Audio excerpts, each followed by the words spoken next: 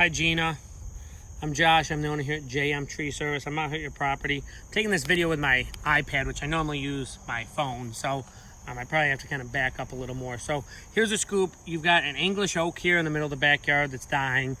Obviously that needs to come out. You do have a pin oak right here on the left that needs quite a bit of pruning. So there's two different pruning options that we offer.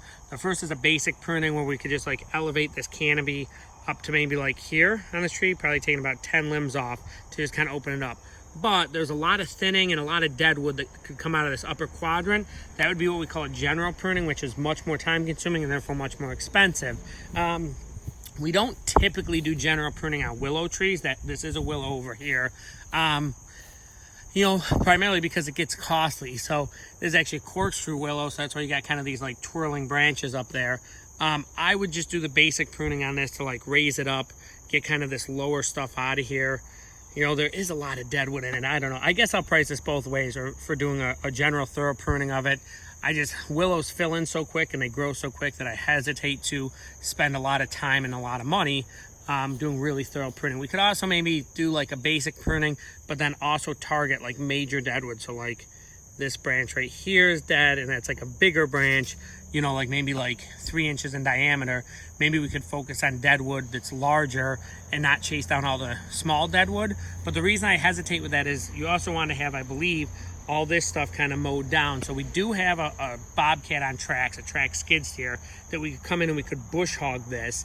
I wouldn't go up to the fence though, because it looks like there's kind of a drainage swale right here. So I would pretty much just go to this drainage swale. So I'd remove like this stuff here, but it would move a lot of this stuff under the willow, which, to be honest, you got like a pretty decent sized backyard. So you're probably $1,000 to come in and bush hog this all down.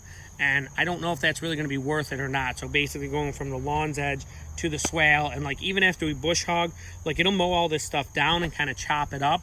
But you're probably going to beat up your lawnmower mowing it the first like 3 or 4 times, and then, you know, it's probably just going to be more of a weedy area. If you really want to establish lawn, you might have to bring in a bunch of topsoil and put grass in to grow nice lawn there. But I don't know, I guess bush hogging at least would kind of keep this stuff from overtaking the yard. So I guess those are my thoughts in the backyard, and then there's some trimming in the front for stuff that's on the other side of the private drive here. So I'll get your prices for removing this one, grinding the stump, doing the basic pruning on the pin oak versus the general pruning, which is the more thorough one. Same thing on the willow that's over behind the dying oak. And then you can let me know what you want to do. But those are my thoughts. Like $1,000 to go and bush hog this kind of scrub brush area just down to that swale, leaving everything behind it. Okay. Any questions? My number is 509-4939. Thanks. Bye.